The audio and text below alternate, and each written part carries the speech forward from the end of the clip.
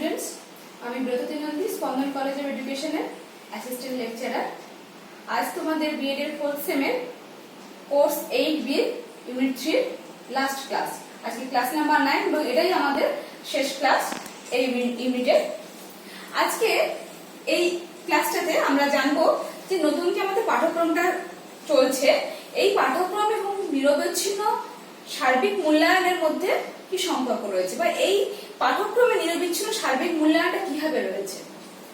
আমাদের দেখো, যে কোনো পাঠ্যক্রমের উদ্দেশ্যই হলো শিক্ষার মূল লক্ষ্য অর্থাৎ শিক্ষার্থীর সার্বিক বিকাশ সাধন করা। তো আমাদের যে নতুন পাঠ্যক্রম চালু হয়েছে, সেই পাঠ্যক্রমের মধ্যে থেকেও আমরা সেই একই লক্ষ্যে যাওয়ার চেষ্টা করছি, যাতে হচ্ছে শিক্ষার্থীর সার্বিক বিকাশ হয়। তো আমাদের এই যে পাঠ্যক্রম, এই পাঠ্যক্রমটা আমরা কতটা ঠিকঠাক ভাবে প্রয়োগ করতে পারছি সেটা দেখার জন্য আমাদের কি করতে হবে, সব ধরনের মূল্যায়ন ব্যবস্থাটাকে কিন্তু সঠিক মূল্যায়ন ব্যবস্থাটাকে কাজে লাগাতে হবে। আর এটা করার জন্য শুধুমাত্র শেষে একটা পরীক্ষা নিলাম অর্থাৎ অন্তিম মূল্যায়ন কিন্তু যথেষ্ট নয়। তার জন্য কি করা হয় না, এই নিরবচ্ছিন্ন সার্বিক মূল্যায়নটাকে প্রয়োগ করা হয়ে থাকে। এই নিরবচ্ছিন্ন সার্বিক মূল্যায়নের মধ্যে আমরা দুটো ভাগ দেখতে পাই।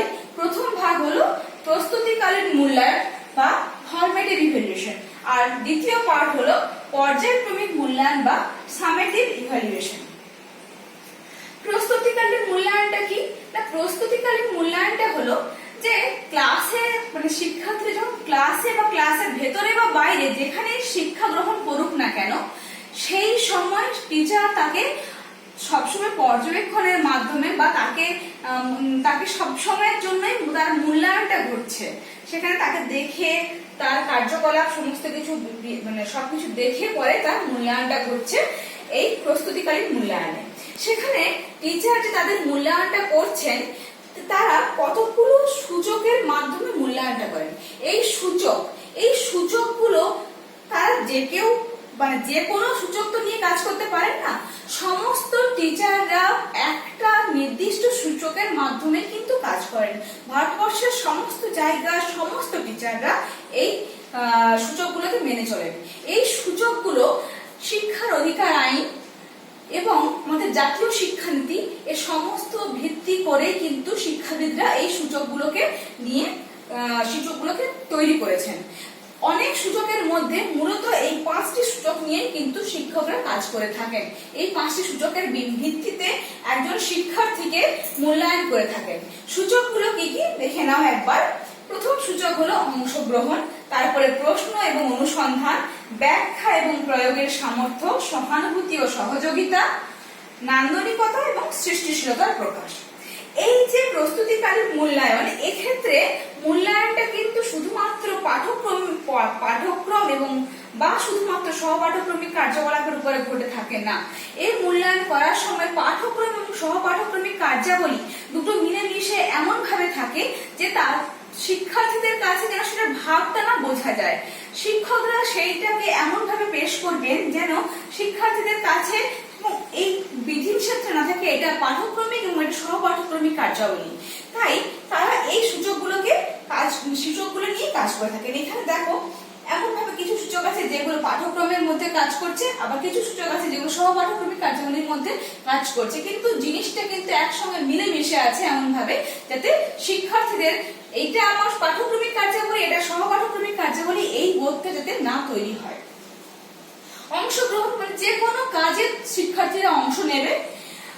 প্রশ্ন এবং অনুসন্ধান অবশ্যই ক্লাসে হোক বা ক্লাসের ভেতরে হোক বা ক্লাসের বাইরে যেখানেই হোক না কেন, শিক্ষার্থীরা যত প্রশ্ন করবে ততই কিন্তু তারা ভালো শিখবে। আমি একটা লেকচার দিয়ে গেলাম, তারপরে আমার এগেইনস্টে তোমরা কোনো যদি কোশ্চেন না করো, তাহলে আমি বুঝবো কি না আমার কথা তোমরা আদৌ শুনছোই না। তোমরা যদি তার এগেইনস্টে কথা বলো, তোমরা যদি আমাকে প্রশ্ন করো, বিভিন্ন ধরনের প্রশ্ন করো, তবে কিন্তু আমি বুঝতে পারবো যে তোমরা আমার কথাগুলোকে শুনছো, মন দিয়ে শুনছো। না হলে কিন্তু আমার কথা কখনো পুরোপুরি, টিচারের কথা পুরোপুরি কিন্তু কমপ্লিট থাকে না। সেখান থেকে কোশ্চেনের অনেক জায়গা তৈরি হয়। সেই কোশ্চেনটাকে যদি কোনো শিক্ষার্থী সঠিকভাবে মন দিয়ে পড়াশোনাটা করে বা টিচারের কথা শোনে, তবে কিন্তু তাদের মধ্যে অসংখ্য প্রশ্ন এবং আসবে, এবং সেটা কিন্তু একজন ভালো ছাত্রের বা ভালো শিক্ষার্থীর লক্ষণ।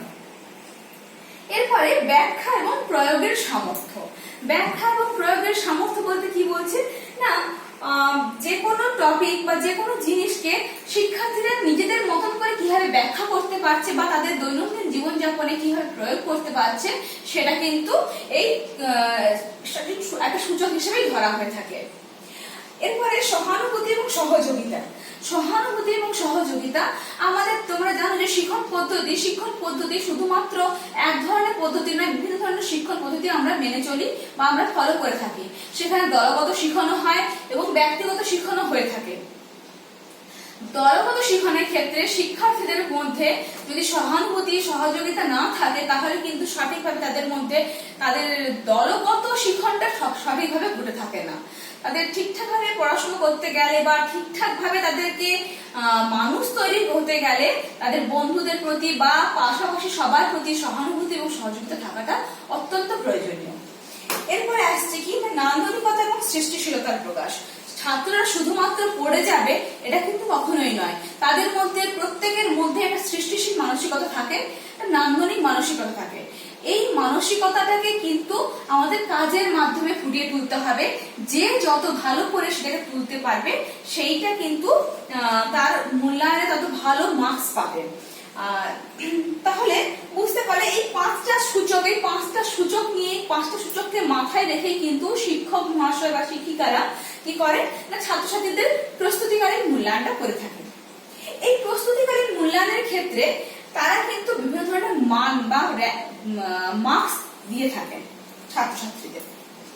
এরপরে আসছে পর্যায়ক্রমিক মূল্যায়ন। পর্যায়ক্রমিক মূল্যায়ন কি? পর্যায়ক্রমিক মূল্যায়ন তোমরা জিনিস যেটা বললে ভালো করে বুঝতে পারবে যে ইউনিট টেস্টে বা এই যে পর্যায়ক্রমে বিভিন্ন পর্যায়ে মূল্যায়নটা করা হয়ে থাকে। একটা টোটাল পাঠক শিক্ষাবর্ষকে কি করা হয়, তিনটে ভাগে ভাগ করা হয়ে থাকে।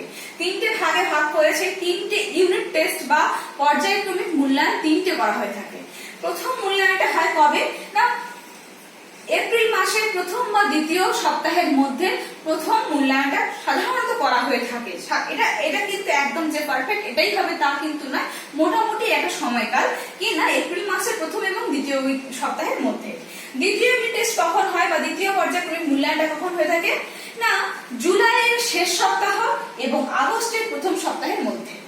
আর শেষ যে ইউনিট টেস্ট সেটা হয়ে থাকে নভেম্বরের শেষ সপ্তাহ এবং ডিসেম্বরের প্রথম সপ্তাহের মধ্যে।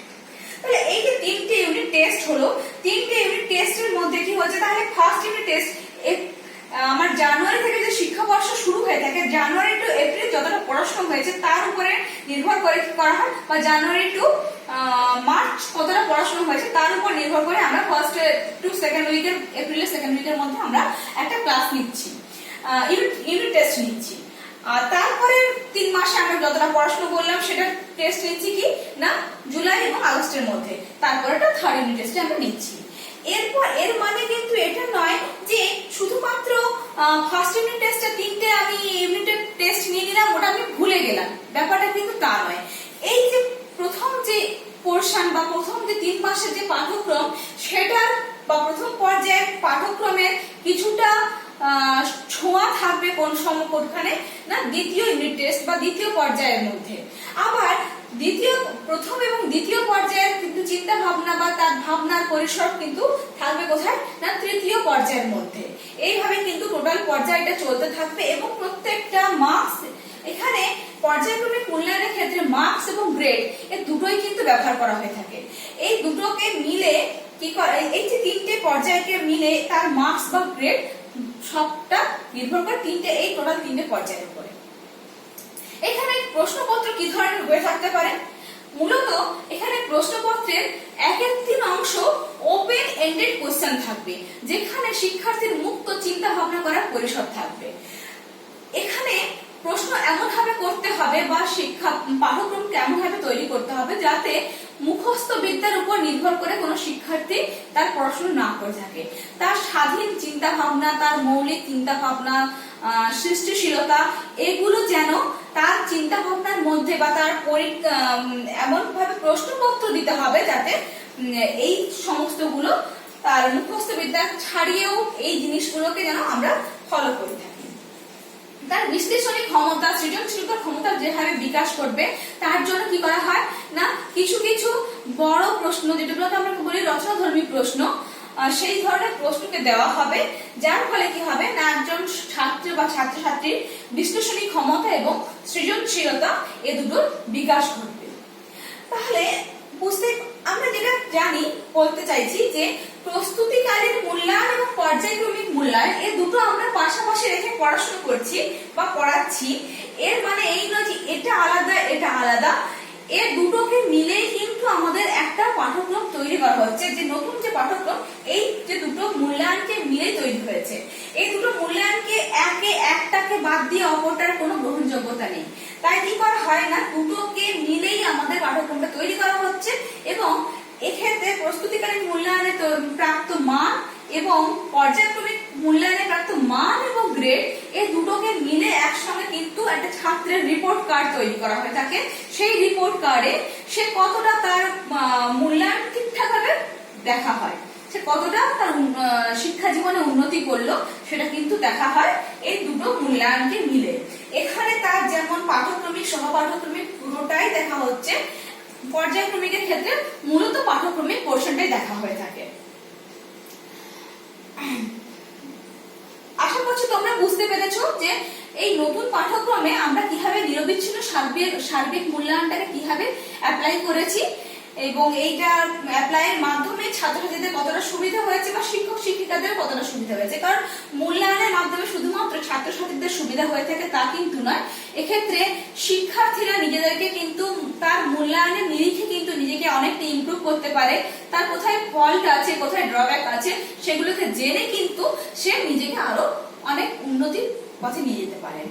তাই এই দুটো মূল্যায়নকে পাশাপাশি রেখে কিন্তু নতুন পাঠ্যক্রমটাকে আমাদের এগিয়ে নিয়ে যেতে হবে এবং আশা করা যায় যে এই নতুন পাঠ্যক্রম আমাদের তার লক্ষ্যে পৌঁছবে। আজ এটুকুই। আর তোমাদের যেটা বললাম যে ক্লাসটা আজকে আমাদের এই ইউনিটটা শেষ হয়ে গেল। আশা করছি তোমরা আগের ক্লাসগুলোকেও ভালোভাবে ফলো করেছো এবং তার সঙ্গে সঙ্গে বইটাও পড়েছো। তোমরা টোটাল বইটা আরেকবার পড়ে নিও, ভালো করে পড়ো।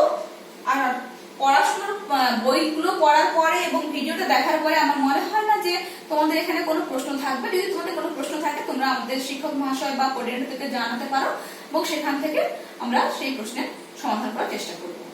থ্যাংক ইউ সবাইকে, ভালো থাকবে সবাই।